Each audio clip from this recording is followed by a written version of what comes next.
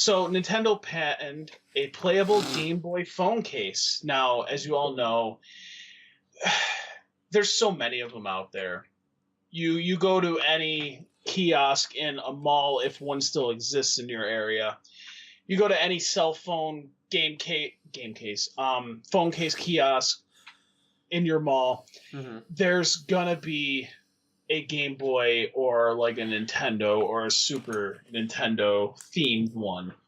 There you go. I'm showing Ryan my Game Boy phone case that I bought off Amazon for $6, made in China. That is amazing because if you go to one of those, I almost said Walmart. If you go to one of those mall kiosks, they're like $30. I don't generally buy them from the mall because they cost too goddamn much. Yeah, I agree. So I'm cheap. Yes. So $30 for a Mega Man game is too much. Yeah. Not that the game should cost that. I'm just cheap. They're just cheap. I'm with you, man. And I have too many games to play as it is. I counter with $5. I will buy it for $5. I got $2. So back in March of 2007 was when 17.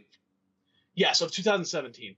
That is when Nintendo filed a patent that hinted at this Game Boy case, and it was actually more hinted that the Nintendo Game Boy would get basically like an NES or an SNES classic type of iteration. Right. But the United States Patent and Trademark Office finally published the application that looked like a Game Boy phone case, but as opposed to just being a case, it has fully operational buttons. Sounds pretty cool. That sounds high techy. That sounds like something that comes out of something we would get in like 20 years from now. A phone case that also has functioning buttons. That's stuff the military has. We don't have that kind of stuff yet. Military's hiding all sorts of technologies from us.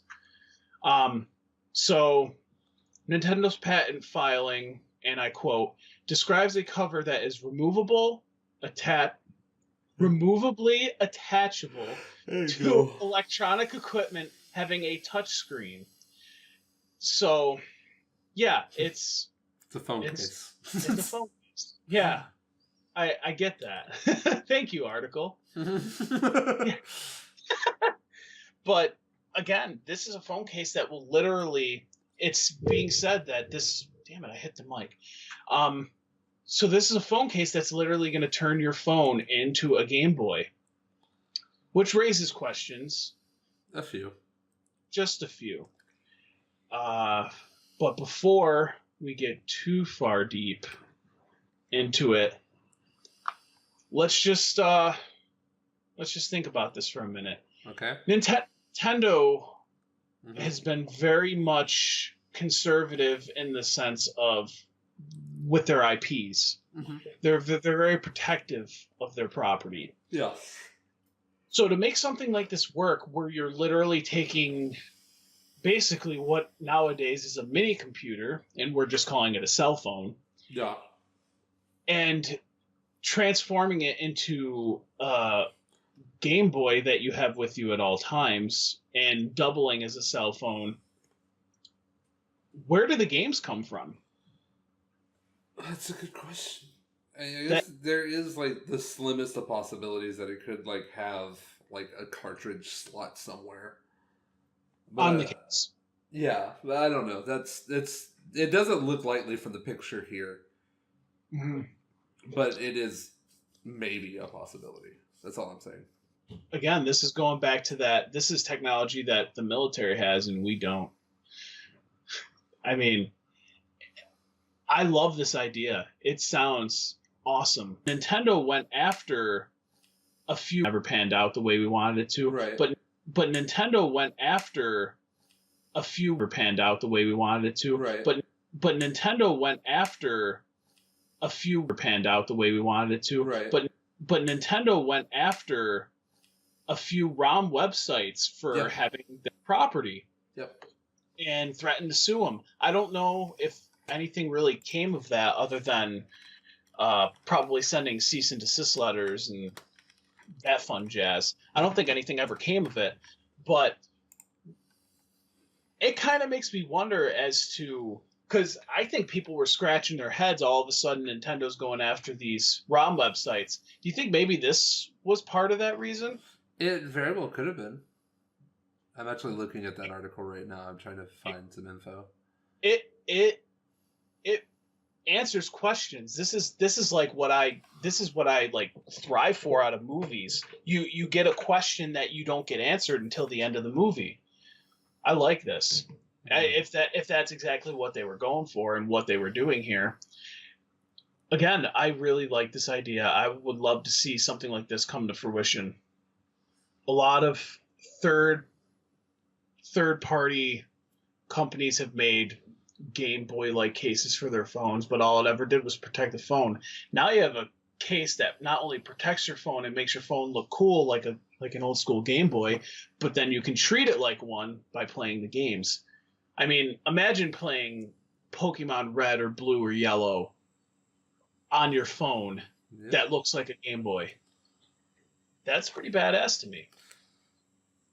Yeah, I think if it is what we think it is, I think it could easily like be what we're expecting a Game Boy Classic to be. Yeah, I think it could easily replace that, where basically you have an app that comes with the thing. Like maybe it's a free app you can download, but it has a code that you have to use, or something. And that app, once you have the code, unlocks like the 30 or 40 games that they would put on it. Like maybe when you buy the case itself, it has a code within its case. Exactly, that's what I'm saying. That you have to use that code, and you can only use it maybe the one time. Mm-hmm. However, if that is the case, this phone case is going to cost like $60. 60, 70, 80, somewhere around there. With that said, though, is that really a bad price? Yeah, yes and no. I'm cheap. Yeah. Well, let's take that factor out of there, because I would love to use that argument every time too. It would be a fair price. I'll say it that way. It would be a fair price. I think so too, because much like what people choose to ignore about the Nintendo Switch when it was announced, the Nintendo Switch is a portable and a home console. Yeah. When you put that in perspective, $300 for that portable and home console is honestly a knockout price, if you ask me. So now put that in these terms, you have now a protective cell phone case that doubles as a Game Boy through emulation or whatever means that they choose. So now you look at it, because everyone was thinking this was going to be like a Game Boy Classic. If you apply that and say it is exactly like a Game Boy Classic, a Game Boy Classic I would say would probably be about $50-$60, somewhere in that NES Classic range. Now it protects your cell phone too. And cell phone cases, especially from third parties, they can run you $20, $30, depending on what you get. Mm-hmm. I mean, that's savings, if you ask me. I think my bigger concern is, God, it's going to cost a lot of battery. Because you have to assume that either this case has a part to plug into your phone so that you can just play, or it's going to connect via Bluetooth. And if it is, if it's a streaming service especially, because that costs mobile data and Bluetooth at the same time, just drilling your phone's battery. God bless anyone who got grandfathered into their unlimited data plans. Yeah. Rip everything. But rip it. Yeah, if it does come with an app that has all the games pre-downloaded and it just downloads onto your phone with the code or whatever, I think that would be the better route to go, in my opinion, if I were making it, but I'm not. And Nintendo's generally smarter than I am. So however they do it, maybe. Generally smarter than you are. Generally. Sometimes they're really dumb. Yeah. I mean, you're not wrong. They have made mistakes before. With that said, let's keep in mind this may not go anywhere. It's true. This could be nothing, but It's very well could be nothing. But the way I see it, this is an old topic if you ask me, but it's somehow back in the news all of a sudden. It's good the patent release, so we finally get to see what it looks like. Yeah, I mean, it helps me believe that something like this is something that will come to light sooner than later. Right. And I would love to see it come to light because this is something that, I mean, this is not something that would be released for just iPhone or Android. They would do it for everything, and you bet your ass I would totally buy one of these. If Nintendo releases this, whatever it is, next year, it'll be on the 30th anniversary of the Game Boy. It only gives me more reason to think that it's going to happen. Nintendo is very much savvy in doing things like that. Mm-hmm. I mean, you look at all the Mega Man anniversary collections. I mean, I'm sorry, that's Capcom. What am I thinking? Oh, I was thinking of the oh god, like Super Mario Maker being released on the 25th anniversary of Mario. 30th. Was it 30th? Yeah. What was the 25th? Something was the 25th. I thought it was the 25th for Mario. Nope, it was 30th. Mario 1 released in 1985. Mario Maker released in 2015. Okay. So it came out in 2010. I may have to rethink that because I always thought it was the 25th for some reason. But then again, you know what it probably was? The Wii 25th anniversary collection.